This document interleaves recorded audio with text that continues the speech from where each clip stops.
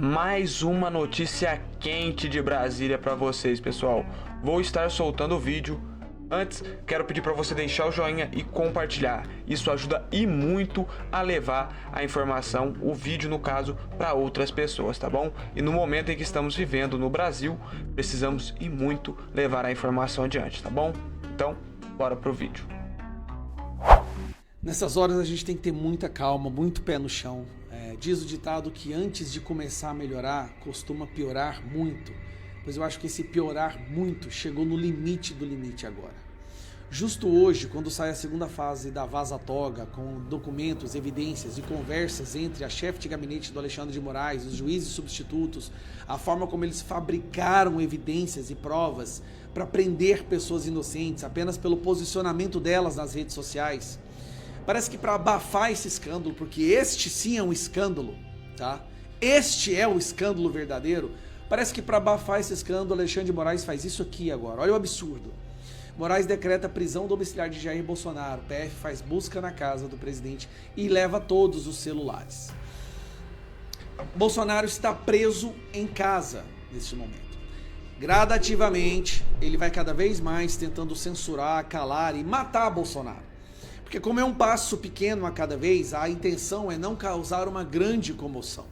Se você, ao invés de simplesmente aniquilar uma pessoa de uma vez por todas, se você faz aos poucos, a sociedade vai acostumando com isso. Pois eu não estou disposto a acostumar. Olha o absurdo da decisão. Vou pegar alguns trechos aqui, porque é a coisa mais abjeta. Cara, se esse cara continuar ministro do STF, esquece Brasil, esquece eleição, esquece democracia. Tá? Olha isso aqui. Eles usaram essa postagem do Flávio Bolsonaro, onde o Flávio Bolsonaro postou o pai dele em casa, porque ele está em prisão domiciliar no final de semana, com tornozeleira falando no celular. Aí vem a justificativa. Agindo ilicitamente, o réu Jair Bolsonaro se dirigiu aos manifestantes reunidos em Copacabana, no Rio de Janeiro, produzindo dolosa e conscientemente material pré-fabricado para seus... Olha da onde que saiu isso aqui, que a fala do Bolsonaro em Copacabana foi um material pré-fabricado. Ele fica imitando isso toda hora. Material pré-fabricado. A fala do presidente num evento de apoio a ele, onde ele simplesmente fala: boa tarde, Copacabana, não desista. Ele falou uma frase ou outra, foi um material pré-fabricado para seus partidários continuarem a tentar coagir o Supremo Tribunal Federal e obstruir a justiça, tanto que o telefonema com seu filho foi publicado na plataforma Instagram. Olha que loucura, gente. A participação de Jair Bolsonaro em sua mensagem por telefone foi divulgada pela imprensa nas redes sociais. Aí tá aqui a imprensa divulgando.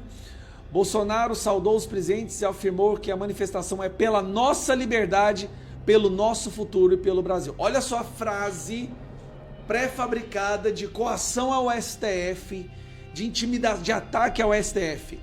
Pela nossa liberdade, pelo nosso futuro e pelo Brasil. Olha a loucura que virou o Brasil, gente.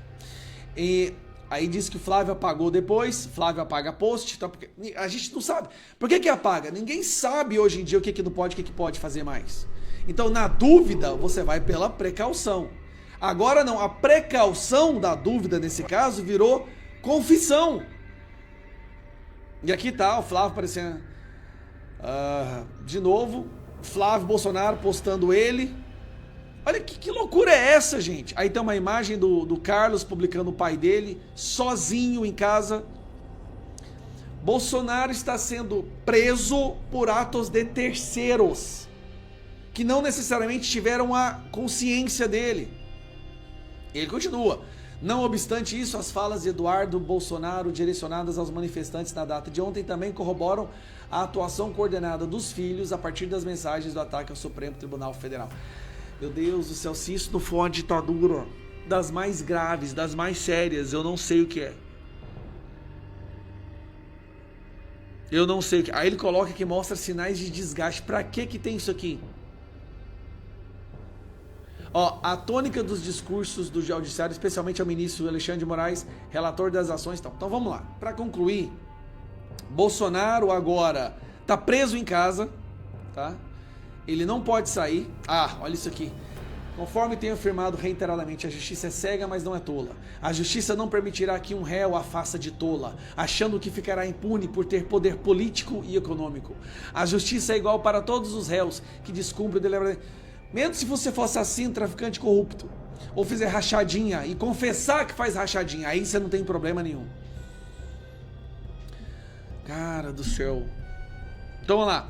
Proibição de visitas, salvo dos seus advogados regularmente constituídos e com procuração nos autos, além de outras pessoas previamente autorizadas por esse Supremo Tribunal Federal. Os visitantes autorizados pela Suprema Corte nessa decisão ou a partir de requerimento formulado nos autos ficam expressamente proibidos de utilizar celular, tirar fotos ou gravar imagens. Presta atenção, você não pode usar celular na casa do Bolsonaro. Você está entendendo isso? Na casa do Bolsonaro não pode ter celular. Proibição do uso do celular diretamente ou por intermédio. Ele não pode pôr a mão num celular. Não é só rede social. O Bolsonaro não pode pegar em um celular. Mas a democracia tá bem. Tá tudo bem na democracia. Tá tudo perfeito, gente. Relator Alexandre de Moraes. No mesmo dia que fica provado através das provas apresentadas por Eduardo Tagliaferro, que o Alexandre de Moraes criou uma justiça paralela para perseguir pessoas pelo seu posicionamento na rede social e prendê-las no 9 de janeiro. Agora vamos lá, o que o Moraes quer? Por que o Moraes está fazendo isso? O Moraes está criando uma situação onde ele coloca os seus colegas da primeira turma numa situação onde eles sejam obrigados a votar. Isso vai para o plenário da primeira turma, tá? A primeira turma vai ter que votar essa cautelar.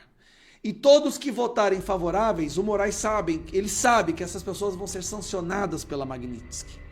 E ao serem sancionadas, ele não vai ficar mais sozinho. O Moraes não quer ficar sozinho. Ele quer arrastar outras pessoas do STF para serem sancionadas também pela Magnitsky. Você está entendendo? Ele está sozinho, ele está isolado. Então, para não ficar isolado, ele cria uma situação onde ele coloca os seus colegas a votar também. Colegas ministros do Moraes, todos que votarem junto com isso, o que o Moraes quer? Ele criou uma armadilha para que os senhores sejam arrastados para Magnitsky.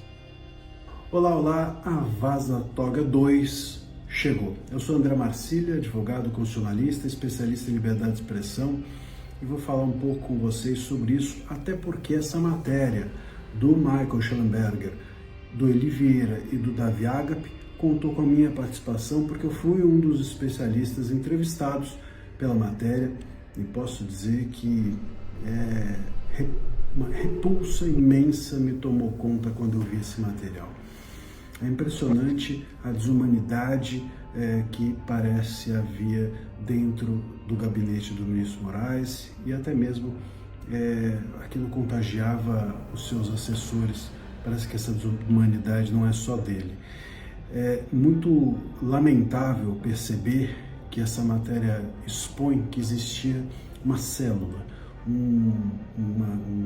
uma espécie de núcleo paralelo, uma força-tarefa dentro do gabinete do ministro para classificar, para certificar ideologicamente, politicamente os réus do dia 8. Então, quando a pessoa era presa, essa era a sequência.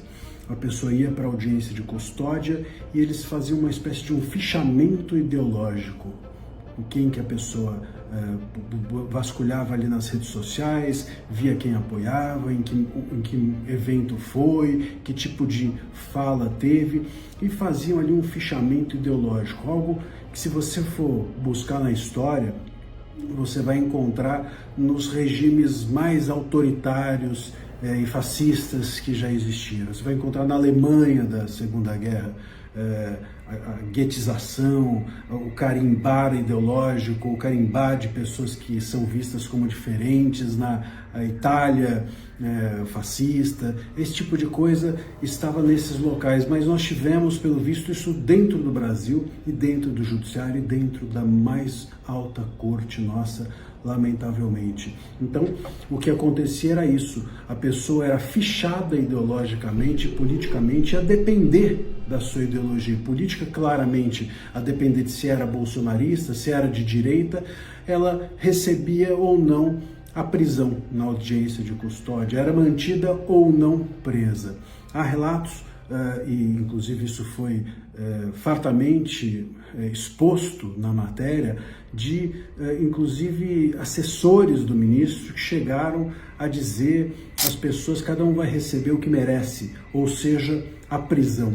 Né? Quer dizer, cada um vai receber o que merece, ou seja, a prisão. Você acha que tem isenção, que tem imparcialidade em alguém assim? Você acha que uma pessoa dessa é capaz de julgar e de assessorar um juiz que julga? E tudo acelerado. Dizem também, faça acelerado porque o tempo do ministro é um tempo que não espera. O ministro tem pressa. É dessa forma que se julgam as pessoas. E, de novo, julgam-se com base em quê? Na ideologia, na política, na visão política que as pessoas tinham, pois era isso que era certificado, era essa busca que se fazia com esse tipo de certificação, de classificação das pessoas. As pessoas eram espécies que mereciam ou não um julgamento justo, a depender da ideologia política que tinham.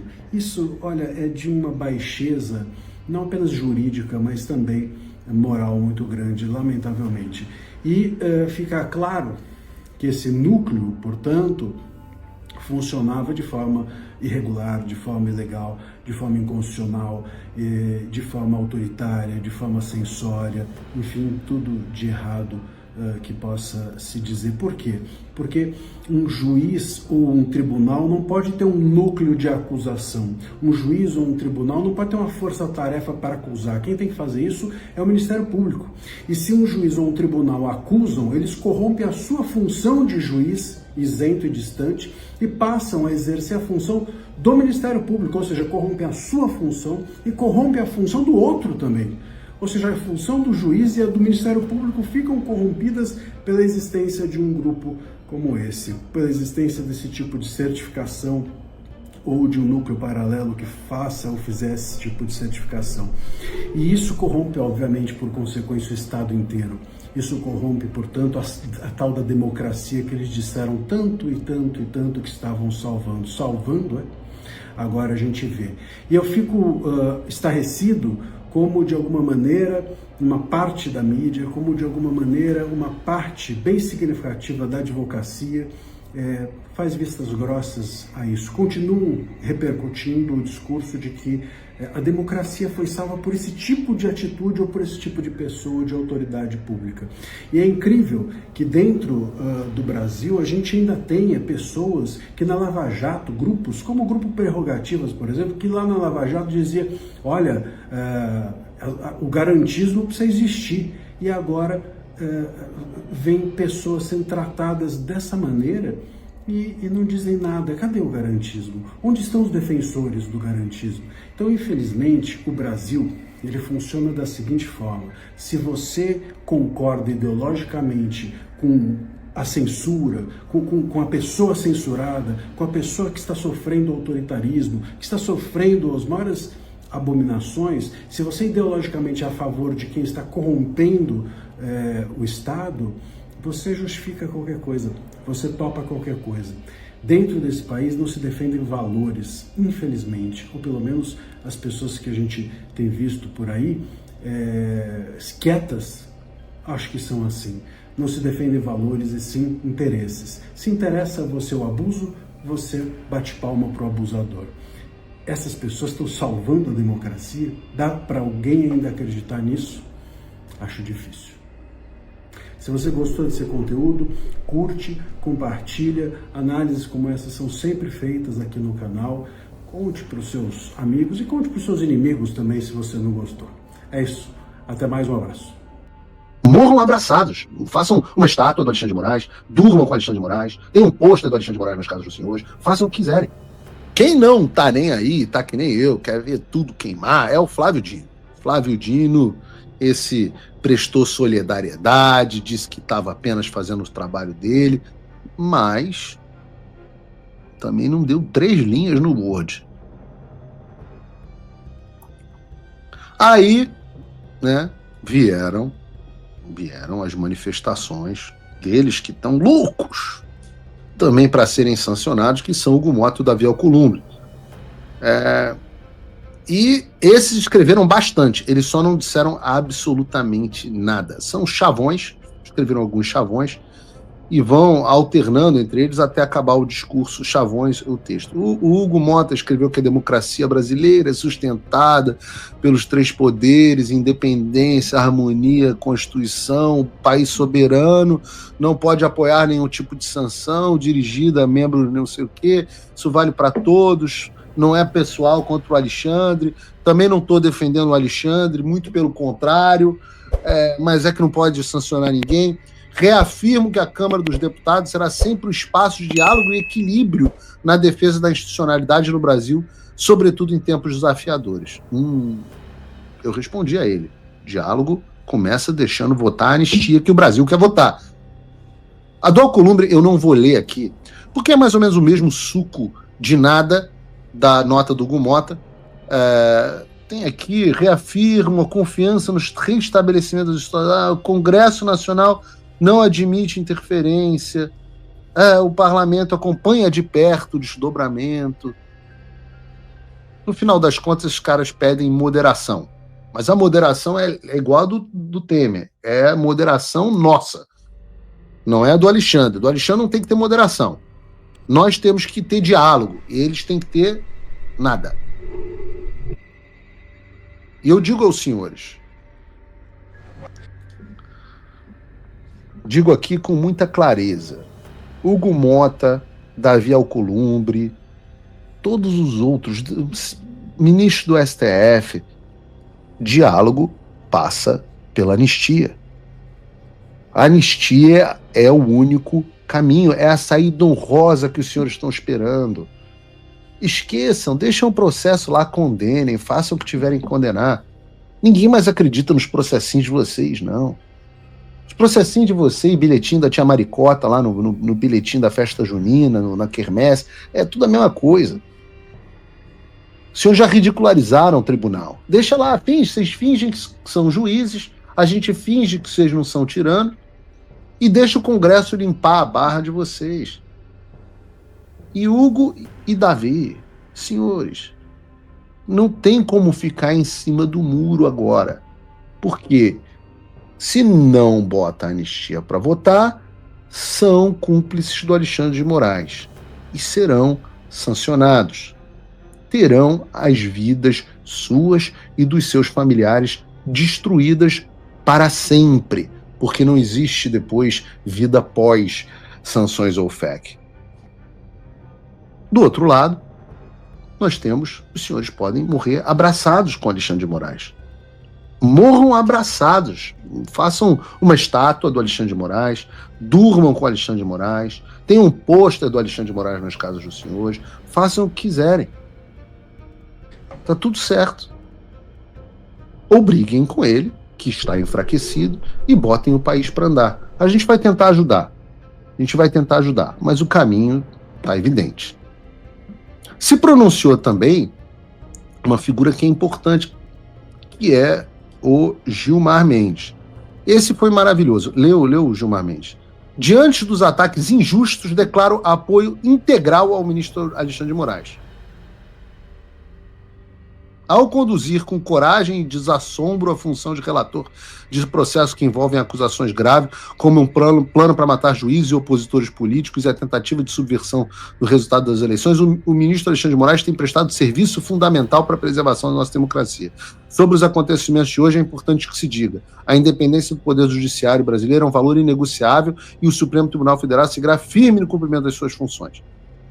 Eu cheguei a responder no X, porque ao publicar essa notinha apoiando o Alexandre, o Gilmar, obrigado, facilitou muito a nossa vida aqui, porque na hora de pedir sanções contra você, que é o que nós faremos, quem presta assistência e apoio a um violador de direitos humanos é imediatamente passível de sanção através da Lei Magnitsky. Aliás, o Metrópolis repercutiu a minha resposta, dizendo que eu ameacei o ministro, o David Souza. Mas, de fato, esse pronunciamento do Gilmar é um presente porque o torna um réu confesso. O texto da Lei Magnitsky diz que as sanções também... Está o texto aqui na tela de vocês. As sanções também podem ser aplicadas a quem atua como agente de ou em nome de uma pessoa estrangeira em violações de direitos humanos ou prestou assistência, patrocinou ou forneceu apoio financeiro, material ou tecnológico ou bens e serviços em apoio a essas violações. Ou seja, a lei fala que quem der apoio ao sancionado passa a ser sancionável. Aí vem o Gilmar Mendes e fala que apoia integralmente o Alexandre de Moraes. É uma ameaça? Não, eu só estou dizendo obrigado. Os outros, pelo menos, tiveram cuidado de só prestar uma solidariedade, sem entrar no mérito de se apoia ou não. O que chegou mais perto foi o Flávio Dino. O restante da corte se escondeu em notinha do Supremo. Se você acha que você já viu os piores escândalos desde que começou essa ditadura do STF, se prepara, porque acaba de explodir uma bomba, o maior escândalo, e para variar, do Alexandre de Moraes e de como ele perseguiu e prendeu pessoas ilegalmente, de uma organização criminosa que ele criou no período pós 8 de janeiro para prender pessoas. Isso aqui é uma bomba que, se não sair no Jornal Nacional, então a Globo tem que fechar. Porque isso aqui não é brincadeira. Como vocês sabem, Eduardo Tagliaferro, assessor do Alexandre de Moraes, forneceu todas as provas e evidências que ele coletou enquanto ele estava à frente daquele gabinete da censura, sob comando do Alexandre de Moraes, e ele entregou para um jornalista produzir um relatório e explicar o que aconteceu. Michael Shellenberger, um jornalista americano super renomado, fez um relatório de 38 páginas, que é uma bomba, gente. Isso aqui é chocante. Eu não li ele todo, tá? Mas antes de terminar a ler, eu já falei, cara, o povo precisa. Eu vou deixar o link para você baixar esse relatório aqui embaixo desse vídeo. Mas vamos lá. É um relatório só do 8 de janeiro. Tem vários crimes cometidos por aquela associação do Alexandre de Moraes. Mas aqui é só do 8 de janeiro. Força-tarefa judicial secreta para prisões em massa. E aqui ele mostra como que o Alexandre de Moraes e essa pessoa aqui, ó, Cristina e o Kiko Kusahara, que é essa daqui, eu vou mostrar pra vocês, são os agentes, essa aqui, ó. Eles criaram um sistema para criar certidões positivas, para prender pessoas, para aquelas pessoas que estavam acampadas em frente ao quartel. Acredite nisso, gente. Olhando as redes sociais delas, para ver se elas tinham alguma postagem durante a vida delas que tivesse uma crítica ao Alexandre de Moraes ou ao Lula. Olha a loucura que chegou esse pessoal. Isso é doentio, é patológico. Então aqui vem várias imagens das conversas entre eles. E ela, o tempo inteiro, pressionando para fabricar, produzir esses relatórios urgentemente, porque eles precisavam prender essas pessoas rapidamente. Então assim, era uma busca feita na rede social, usando ferramentas irregulares, criminosas, ilegais, que anulariam qualquer processo na história, qualquer um. Ó, precisamos disso com rapidez. Temos 1.200 pessoas custodiadas e a maioria dela vai ser liberada. Então não podemos nos dar ao luxo de ficar filosofando. O que era filosofando? O Eduardo Tagliaferro estava dizendo, olha, isso aí é meio perigoso, o que a gente está fazendo está errado, a gente está invadindo certas prerrogativas, isso vai dar merda. E ela, que filosofar, rapaz, vamos prender o povo. Precisamos estar seguros de que vamos certificar, porque é com base nessa certificação que vamos separar as hipóteses. Parece que uma coisa exclui a outra, mas vamos precisar aprender a trabalhar com rapidez e de forma segura. Não temos como chegar no final do dia e ter apenas 30 ou 40 identificados. Levaríamos 30 dias para soltar todos. Olha que loucura dessa mulher. Fabrica logo as provas aí pra gente prender esse povo. Mandando o povo trabalhar no final de semana, ela não tem autoridade para fazer isso. Olha que loucura isso aqui, ó. Ó, mas o ministro não quer soltar sem antes a gente ver nas redes se tem alguma coisa. O ministro Alexandre de Moraes. Aqui, eles sabiam que o que elas estavam fazendo era criminoso, então ela saiu mudando tudo, tá vendo, ó? No dia 27/8/2024, audiências de custódia, tá vendo? Aqui ela mudou tudo que tinha. E aí vai, galera. Olha aqui, olha os pré-requisitos para prender as pessoas, tá? Compartilhar publicações nas redes sociais sobre protestos, críticas ao Supremo Tribunal Federal ou ao presidente Lula, participação de um grupo do Telegram ou WhatsApp, retuitar conteúdo relacionado às eleições rotulando como desinformação, menções em reportagens, denúncias anônimas postadas online. Olha só, eles prendiam pessoas se houvesse alguma denúncia anônima contra essa pessoa ou se ela fosse mencionada nas reportagens. Ou se ela tivesse criticado o Supremo Tribunal Federal. E eles olhavam em tudo, TikTok, tudo. Cara, isso não é devido ao processo legal nem na porra da Coreia do Norte. Isso por si só era suficiente para justificar a prisão, independentemente de antecedentes criminais, comportamento violento ou mesmo presença dentro dos prédios governamentais. Se nenhum conteúdo desse tipo fosse encontrado, o detido poderia ser rotulado como negativo e era solto. Mas eles estavam dando positivo para todo mundo. Eles erraram, inclusive, nessa pessoa aqui, ó. Vildete da Silva... Opa. Essa aqui, ó. Vildete... Deixa eu voltar aqui. Vildete da Silva Guardia, que é essa daqui, ó. Uma senhora de 74 anos. 74 anos, gente. Essa porra não quer saber o que é esse trem aqui. Vai pra lá. E aqui vários exemplos. Cara, o relatório é extenso, você tem que ler. Tá? Fazer esse relatório foi extremamente... Isso aqui é um crime. Aí o que eu fiz? Só pra você entender a gravidade disso aqui, gente. Olha isso aqui. Isso aqui é só sobre o 8 de janeiro. Tem vários outros sistemas de censura. O perfis do X que eram determinados que deveriam ser derrubados. Eu mandei isso aqui, esse relatório, no ChatGPT. Tá aqui em cima o relatório, como vocês podem ver aqui, ó. Aqui, ó. E eu perguntei, analisar e listar todas as irregularidades, crimes, desvios de cargo, abuso de autoridade, desrespeito ao devido processo legal cometidos pelas pessoas listadas nesse documento e se elas estavam trabalhando sob o comando do ministro Alexandre de Moraes. Olha a resposta do ChatGPT. Com base na análise completa do relatório Arquivos do 8 de janeiro, seguem abaixo as principais irregularidades, crimes, abuso de autoridade, violação do devido processo legal e desvio de função cometido por pessoas listadas no documento. Tá, vamos lá. Comando direto de Alexandre de Moraes. Ministro do STF, presidente do TSE à época, centralizou decisões de prisão, ordenou investigações por e-mail pessoal fora dos canais oficiais, desconsiderou o parecer da PGR pela soltura de réus, violou o princípio do juízo natural e de separação de poderes, utilizou o TSE, que não tem função investigativa, como braço policial judicial, classificou os réus como terroristas sem base jurídica, montou um grupo paralelo no WhatsApp para coordenar prisões e certidões ilegais, ignorou os direitos humanos de idosos doentes e sem teto. Aí, sabe quem foi a principal braço direito do Alexandre de Moraes? Nós temos essa nova figura para prestar atenção, tá? Cristina Yukiko Kusahara, chefe do gabinete de Moraes. O que ela fez? Ela criou e coordenou grupos do WhatsApp fora da Força-Tarefa, impôs ritmo de trabalho legal sobre o TSE sem autoridade, deu ordens diretas a juízes de custódia e ao TSE mesmo sem cargo, ali mandou emitir certidões com base em postagens ideológicas, ignorou recomendações de soltura da PGR, censurou erros internos e pressionou por volume em vez de precisão, violação do devido processo, abuso de autoridade e desvio funcional.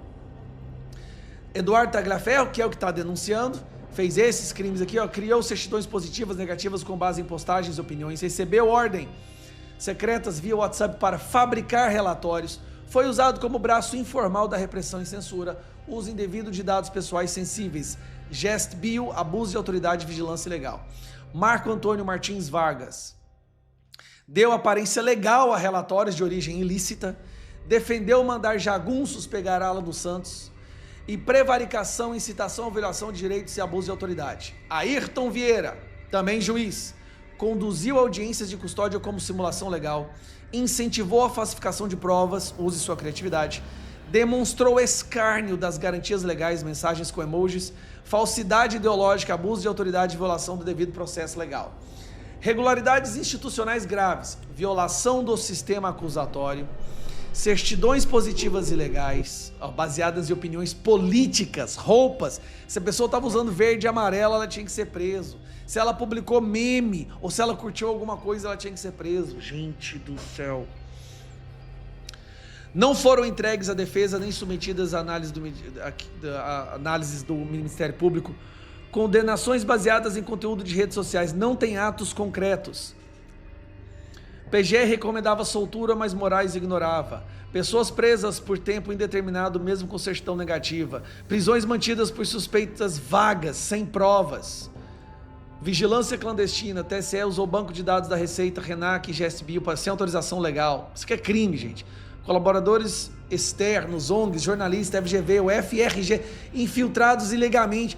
Cara, eles colocavam jornalista e gente da Universidade Federal do Rio de Janeiro. Aí tem a opinião de alguns juristas, resumo dos crimes que eles cometeram, tá aqui todo o resumo. Aí eu pedi para listar os principais agentes que cometeram esses crimes. Tá aqui, ó. Alexandre de Moraes comandou toda a operação e concentrou poderes de forma constitucional. Cristina Yukiko, coordenadora da Força Tarefa via WhatsApp, pressionou juízes e mandou emitir certidões ilegais. Eduardo Tagliaferro produziu certidões positivas com base em redes sociais e opiniões políticas. Marco Antônio Martins Vargas deu aparência de legalidade e documentos fabricados, sugeriu ações ilegais contra opositores. Ayrton Vieira coordenou a audiência de custódia simulada, desativou fabricação de provas. E Carlos Frederico dos Santos agiu sem autoridade constitucional, ignorando a titularidade da vice-procuradora Lindora Araújo. Não é Magnitsky mais, agora isso é um caso de prisão. E não só para Alexandre de Moraes, mas para toda a cadeia de comando. Gente, o que eles fizeram com a justiça brasileira é um escárnio. É a coisa mais abjeta, mais escandalosa que já se teve de notícia da justiça do nosso país. Isso não pode ficar assim.